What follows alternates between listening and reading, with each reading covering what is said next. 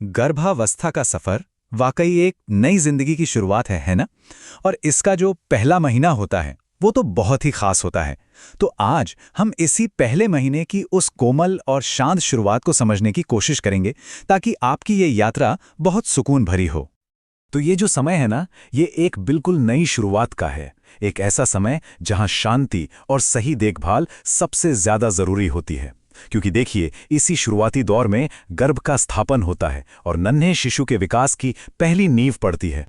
तो इस प्यारे से सफर को और अच्छे से समझने के लिए हम आज 5 जरूरी पहलुओं पर बात करेंगे।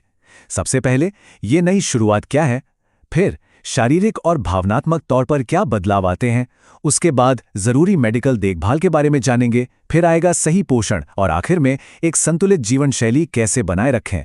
तो चलिए एक एक करके इन्हें समझते हैं। तो चलिए सबसे पहले बात करते हैं एक नई शुरुआत की। आखिर ये समझना इतना जरूरी क्यों है कि पहला महीना इतना महत्वपूर्ण है?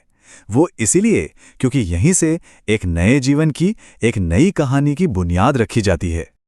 प्रेगनेंसी की जो पहली तिमाही होती है, मतलब पहले हफ्ते से लेकर 12वें हफ्ते तक, ये समय बच्चे के विकास के लिए सबसे ज्यादा नाजुक और महत्वपूर्ण होता है। पता है क्यों? क्योंकि इसी दौरान बच्चे के शरीर की जो मेन बनावट है, उसके अंग है, वो सब बनने शुरू होते हैं। और बस इसीलिए इस समय थोड़ी एक्स्ट्रा देखभाल करने को कहा जाता है।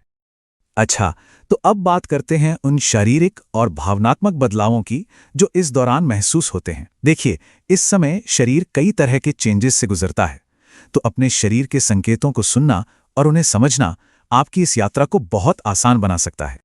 हो सकता है इस समय कुछ सामान्य शारीरिक लक्षण महसूस हों, जैसे ब्रेस्ट में थोड़ी नरमी या दर्द, सुबह सुबह जी मिचलाना, बहुत ज्यादा थकान लेना और पॉजिटिव सोचना मन को शांत रखने में बहुत मदद करता है।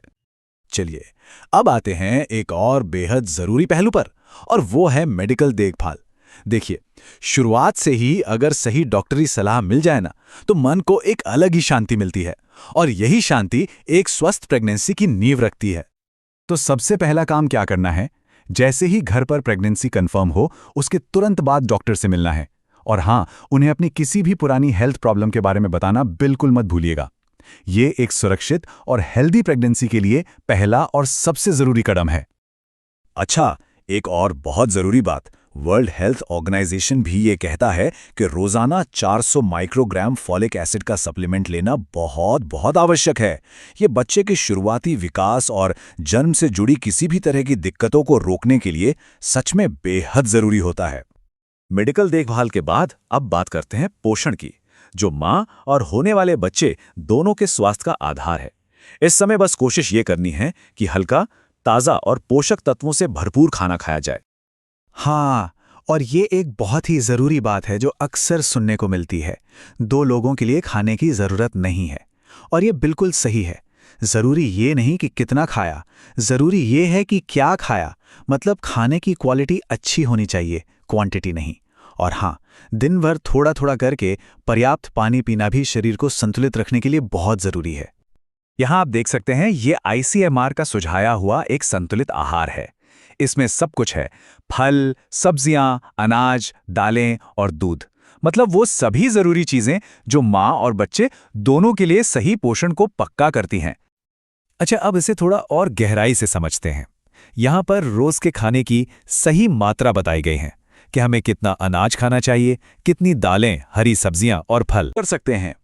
ये हेल्दी खाने की आदत डालने का एक बहुत ही आसान और प्रैक्टिकल तरीका है।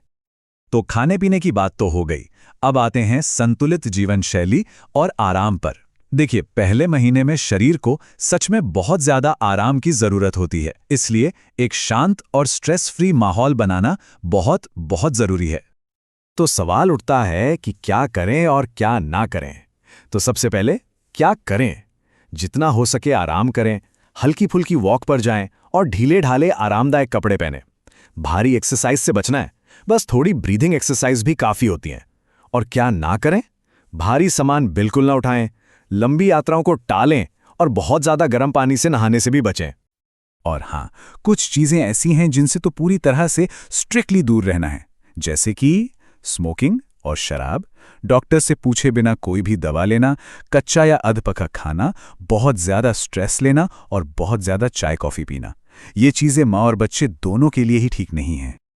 तो बस आखिर में मैं यही कहना चाहूंगी, याद रखिए, एक शांत मन और एक संतुलित दिनचर्या